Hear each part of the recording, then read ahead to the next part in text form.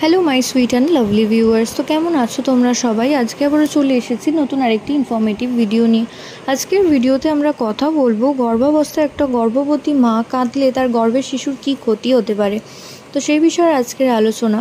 তো আলোচনার সাথে থাকতে অবশ্যই চ্যানেলটি সাবস্ক্রাইব করে রাখতে হবে এবং পাশে থাকা যে বেল আইকন রয়েছে সেটাও কিন্তু প্রেস করে রাখতে হবে, কারণ এই ধরনের প্রেগনেন্সি রিলেটেড নানান ভিডিও কিন্তু আমাদের চ্যানেলে আপলোড করা হয়ে থাকে।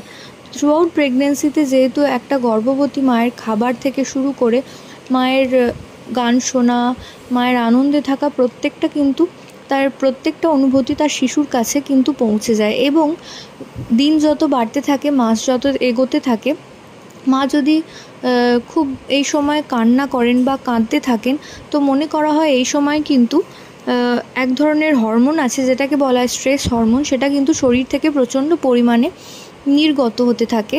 এবং পরবর্তী ক্ষেত্রে যখন বাচ্চা ভূমিষ্ঠ হয়, তো এই হরমোনাল চেঞ্জেসের জন্য, অর্থাৎ স্ট্রেস হরমোন যদি সেটা কোনো রকমভাবে আপনার সন্তানের শরীরে প্রবেশ করে, তো এক্ষেত্রে কিন্তু নানান রকম সমস্যার সৃষ্টি হতে পারে আপনার সন্তানের শরীরে।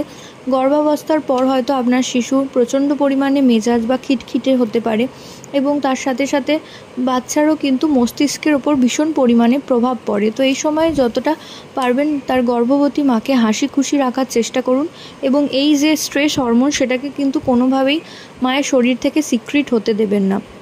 তো আশা করছি ভিডিওটা আপনাদের কাজে আসবে। প্রত্যেকে ভালো থাকুন, সুস্থ থাকুন, সাবধানে থাকুন, এই কামনা করে ভিডিও এখানেই শেষ করছি। নমস্কার।